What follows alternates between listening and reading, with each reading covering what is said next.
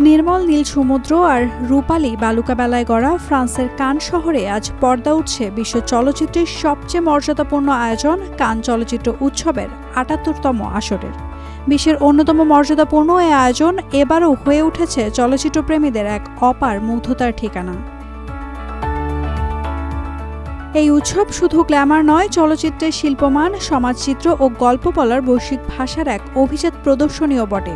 আর এবার আন্তর্জাতিক প্ল্যাটফর্মে অতিথি হয়ে উপস্থিত হচ্ছেন বাংলাদেশের জনপ্রিয় অভিনেত্রী ও প্রযোজক খাদিজা পারভিন বর্ষা। ওয়ার্ল্ড ওমেন কান এজেন্ডা ডিসকাশন নামের এক আলোচনা সভায় অংশ নিতে বর্ষাকে আমন্ত্রণ জানায় উৎসব কর্তৃপক্ষ। বর্ষার সঙ্গে এই আলোচনায় থাকছেন ফ্রান্স, ইরান ও আমেরিকার আরও ৩ খ্যাতনামা নারী চলচ্চিত্র ব্যক্তিত্ব ইজাবেল মারিয়ানি ও নোরা আরমানি।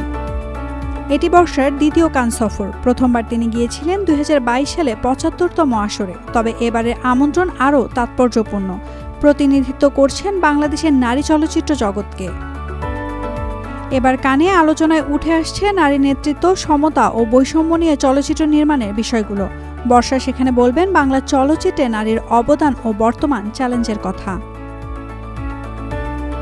এছাড়া চলতি বছর উৎসবে প্রথমবারের মতো প্রতিযোগিতা বিভাগে জায়গা পেয়েছে বাংলাদেশি চলচ্চিত্র। মূল প্রতিযোগিতায় স্বর্ণপমের জন্য লড়বে নির্মাতা আদনান আল রাজীব পরিচালিত স্বল্পদৈর্ঘ্য চলচ্চিত্র আলী। মূল প্রতিযোগিতা বিভাগে নির্বাচিত ২১টি চলচ্চিত্র বিশ্ব চলচ্চিত্রের সৃজনশীলতা ও বৈচিত্র্যের প্রতিচ্ছবি। প্রতিটি চলচ্চিত্র তার নিজস্ব ভাষা, আঙ্গিক ও দৃষ্টিভঙ্গি নিয়ে হাজির হয়েছে, যা তুলে ধরেছে সময়ের আলোকে বিশ্ব চলচ্চিত্রের বহুমাত্রিক রূপ।